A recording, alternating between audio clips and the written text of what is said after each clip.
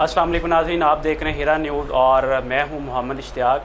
नाज़रीन, आज हमारे पास हाजी मेहताब साहब तशरीफ़ लाए हैं। ये media adviser and coordinator to over Pakistani हैं और इससे पहले ये कोऑर्डिनेटर टू एंटी नारकोटिक्स तहसील मॉडल टाउन रह चुके हैं। आज हमने इनसे जो बुनियादी बातें करनी है वो कान्हा से रिलेटेड करनी है। कान्हा के अंदर नौजवानों के जो मसाइल हैं उनके बारे में बात करेंगे और बाकी जो वहाँ पे आबादी है उनके क्या मसाइल हैं उनका हाल इनसे पूछेंगे। अस्सलाम वालेकुम जी मेहताब साहब, कैसे हैं आप? जी वालेकुम अस्सलाम। अच्छा सर, आप सुनाएं, आप कैसे हैं? अल्लाह के साथ। अच्छा सर, सबसे पहली बात ये है कि कान्हा ने हमेशा पैराशूटर्स का जो वेलकम है क्यों किया है? सबसे पहले तो बहुत शुक्रिया आपका, आपने हीरा न्यूज़ में मुझे मेहमान के तौर पे बुलाया आपने। और ये हमारा कान्हा का अलमिया शुरू से ही है, यानी 1970 से भी जब से इलेक्शन स्टार्ट हुए हैं हमारे यहाँ पैराशूटर ही आ रहे हैं स्टार्ट से ही।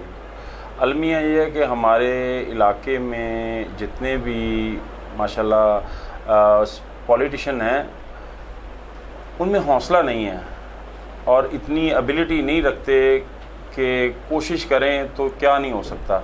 जब एक छोटे इलाके का बंदा आके हम पर हुक्मरानी कर सकता है, छोटे इलाके मींस चारों साइडों से जितने भी छोटे छोटे इलाके हैं 2-2 हज़ार के वोट के मालिक हैं एक गांव के।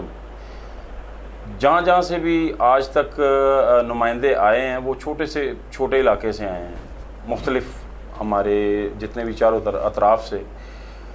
और कान्हा मरकज़ है, शुरू से ही कान्हा मरकज़ है, लेकिन वो हमें हर दफ़ा इस्तेमाल करते हैं, सुहाने ख्वाब दिखाते हैं, जिसे हमारे जितने भी सियासतदान हैं, डेरेदार हैं, वो उनकी बातों में आके तो उनको ज़्यादा इज़्ज़त देते हैं। हालांकि हमारे इलाके में ऐसे ऐसे लोग मौजूद हैं जो इस लेवल पे हैं, इस फील्ड में आए भी हैं, लेकिन उनमें हौसला नहीं है, पता नहीं या क्या इशू है उनको कि वो आए दूसरे बंदे को इज़्ज़त देने की कोशिश करते हैं।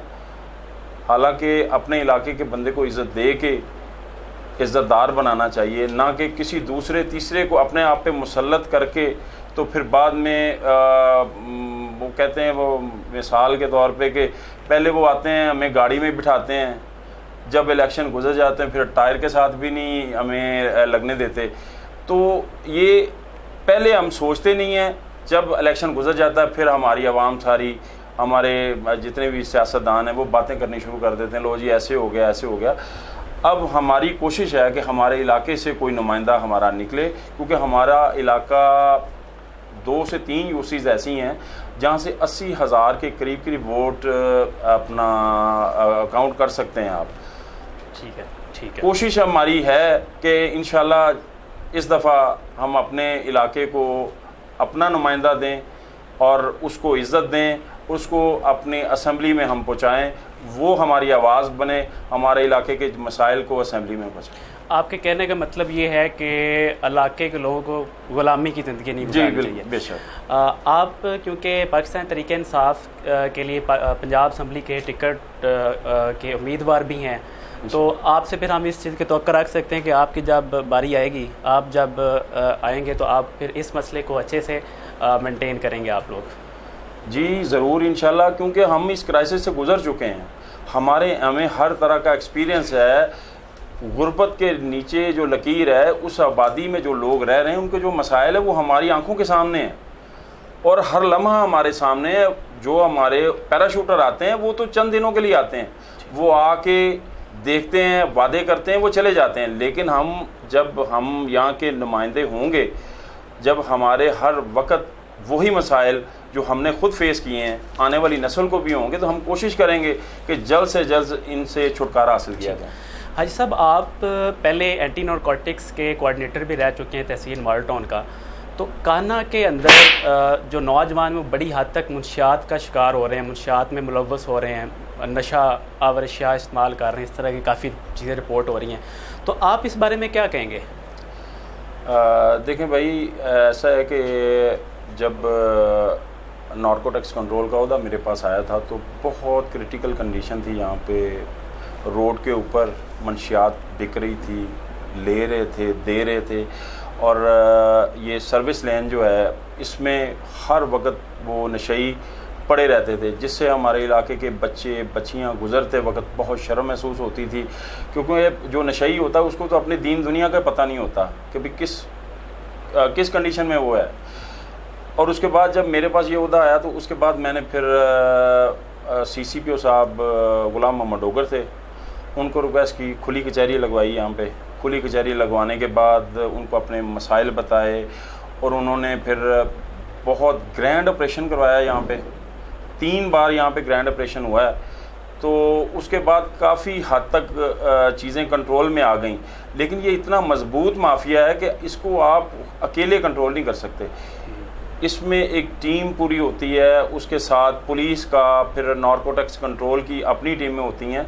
वो सारा कोशिश करने के बावजूद जो है ना, वो ये खाली हमारे इलाके का अलमिया नहीं है, पूरे लाहौर में, पूरे पाकिस्तान में इतना मजबूत माफिया है ये कि इसको कंट्रोल नामुमकिन तो नहीं है, लेकिन मुमकिन है। इस पे जितनी भी हम स्ट्रगल कर सकते थे हम कर भी रहे हैं। कोशिश की है लोगों को अवेयरनेस देने की। बल्कि यहाँ पे हमारी खोखा मार्केट थी, उसमें उन्होंने डेरा जमा लिया था। इन्होंने मंशियात फरोशों ने यहाँ पे बिक भी रही थी और लोग जो हैं वो मंशियात ख़रीद भी रहे थे और पी भी रहे थे। उस पे मैंने एक प्रोग्राम किया था, मदीहा आबद है मेरा ख्याल शायद, वो लाहौर न्यूज़ की, उनको लेके मैंने पूरी अपना DIG थे तब, मेरे नाम मेरे जहन से निकल गया, उनके पास भी हमारी टीम गई थी। फिर यहाँ पे भी हमने अपना कंट्रोल मंशियात के हवाले से वो प्रोग्राम किया था और अल्हम्दुलिल्लाह बड़ा कामयाब प्रोग्राम हुआ था। उसके बाद तकरीबन हमारे इलाके के जितने भी साफ़ी ब्रादर हैं उन्होंने भी बड़ी स्ट्रगल की, इस मामले को उजागर किया और काफ़ी कोशिशें काविशें की। हमारा अब तक जो है ना वो 50% के करीब कह सकते हैं आपके हम मंशियात से जो है ना वो निजात हासिल कर चुके हैं। लेकिन अब भी हम, बल्कि रात भी मेरी SHO साहब से बात हुई थी तो उन्होंने मुझे बताया था कि आज जो है ना वो उन्होंने तकरीबन 6 से 7 kg जो है ना वो अपना मंशियात जेडू गांव और शायद तूर गांव से, ये 2 गांव में रात वो ग्रैंड ऑपरेशन किया था। तो उन्होंने काफ़ी जो है ना वो मंशियात भी पकड़ी और गिरफ्तारियां भी की हैं। अच्छा, इसमें हाजी साहब एक बात ये है कि खोखा मार्केट का आपने जिक्र किया है। जी जी। अब खोखा मार्केट मुंशियात के लिए भी एक माजगा बना हुआ है। जी जी। और बाकी भी एक अलमिया या लाकाना के रिहायशियों के लिए। तो इसका आपके पास हल क्या है? जब तक इस जड़ को हम नहीं ख़त्म करेंगे, इस जड़ को ठीक नहीं करेंगे, तब तक मुंशियात और बाकी जो मसाइल है वो आवाम को फेस करना पड़ेंगे। जी जी बिल्कुल, ऐसी बात मैं आपकी बात से एग्री इस तरह करता हूँ कि ये जब ये खोखा मार्केट बनी है, ये नून लीग के दौर की, वो अपना राना मुबशर के दौर की, तब ये शुरू की थी उन्होंने। उसके बाद तालाबंदी कर दी उन्होंने, हाईवे का मैटर आ गया, स्टे लग गया। कुछ हमारी इलाके के लोग हैं वो बंदर बांट चाह रहे थे, वो चाह रहे थे कि 4 मेरे पास आ जाएं, 3 मेरे पास आ जाएं। उसके बाद अली अब्बास बुखारी हैं, वो CO लाहौर थे, तो उन्होंने इसकी नीलामी वहाँ पे अपना टाउन हॉल में करवाई थी। तो मैंने जब मुझे पता चला तो बहुत ज़्यादा इसका रेंट उन्होंने रख लिया था, तकरीबन 40,000 रुपया फ़ी दुकान का। तो मैंने उनको रिक्वेस्ट की, मैंने कहा जी देखें मेरी बात सुने शाह जी, मोची दरवाज़े में भी गवर्नमेंट की दुकानें हैं, इधर रायवेंड में भी हैं, इकबाल टाउन में भी हैं, लेकिन उनका इतना रेंट नहीं है। अब 40,000 से स्टार्ट कर रहे हैं नीलामी, तो ये तो रुकेगी जाके 60-70 हज़ार या लाख पे। तो ये जो हम खोखा मार्केट जो है वो रेडी बान हैं, जो फल फरोश हैं या खोखे वाले हैं, उनको फिर उनका हक तो नहीं ना दे सकते। ठीक है, ठीक। ये तो फिर वो होलसेलर या बड़े बड़े लोग जो इतना रेंट पे कर सकते हैं वही लेंगे।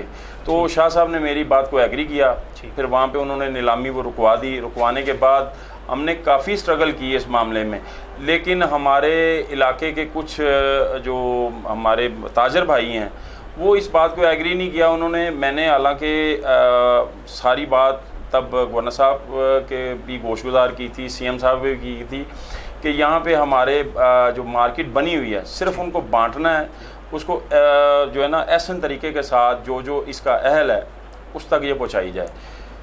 तो कोशिश हमने बहुत की है, लेकिन हमारे इलाके के जो लोग हैं वो अपनी बंदर बांट के चक्कर में इस मार्केट को तालाबंदी का मजबूरी जो है ना वो तालाबंदी हो गई है, अभी तक जो है ना वो मामला ठंडे के ठंडे ही हैं अभी तक। अच्छा सर, हमने पैराशूटर्स की बात की, मुंशियात की बात की और फिर खोखा मार्केट का जिक्र आया।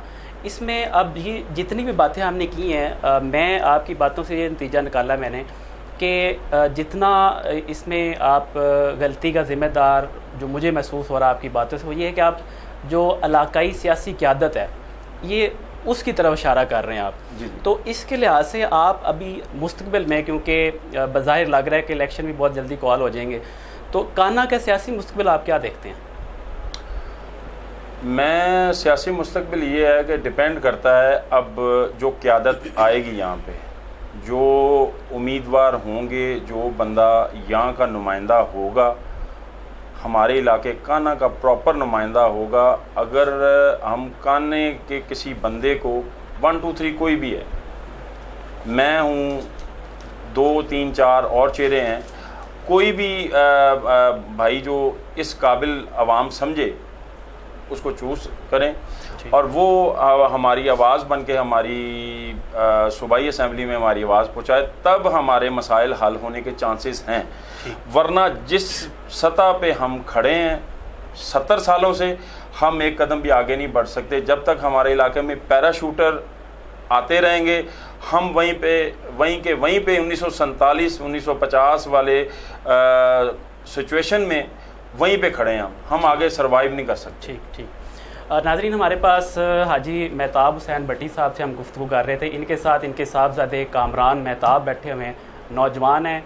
नौजवान जो है वो मुस्तकबिल का पाकिस्तान के ममार तस्वर किए जाते हैं, बल्कि यकीनी तौर पर मुल्क के ममार होते हैं। एक चीज़ हम इनसे भी पूछेंगे, मुंशियात का जिक्र हुआ है और ये भी उस इलाका के रहायशी हैं और इनको भी अपनी सराउंडिंग का पता होगा। अब इनसे हम पूछते हैं कि एक नौजवान जो है उसको मुंशियात से कैसे वो बच सकता है। जी कामरान साहब, आप क्या कहेंगे इसके बारे में?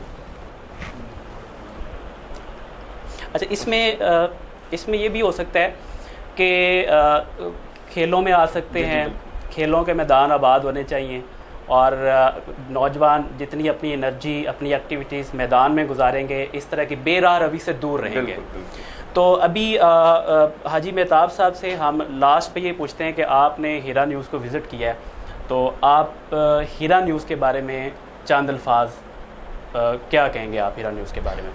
जी बिल्कुल, ये अहले इलाके की खुशकिस्मती है कि हमारा अपने इलाके का एक चैनल है जो हमारे मसाइल को, हमारे जितने भी अच्छे इक़दाम हैं उनको उजागर करेगा। उसके साथ साथ हमारे मसाइल को भी अवामी नुमाइंदों तक पहुँचाएगा, हकाम बाला तक पहुँचाने में हमारा मददगार साबित होगा। हम बहुत खुशकिस्मत अपने आप को तसव्वुर करते हैं और डॉक्टर गुलजार हिजरा के हम बहुत शुक्रगुजार हैं कि उन्होंने हमारे इलाके में ये न्यूज़ चैनल हमें बिल्कुल हमारे घर में दे दिया, जहाँ पे हम आते जाते इनको हम अपने मसाइल से आगाह करते रहेंगे और ये हमारी आवाज़ बनते रहेंगे। मैं फिर से हीरा न्यूज़ की पूरी टीम को, डॉक्टर गुलजार हीरा साहब को, सैयद साजिद शाह साहब को और दीगर जितने भी अहबाब हैं उनके लिए दुआ गो हूँ। अल्लाह उनको बरकतें दे और उनको दिन रात आवाम के लिए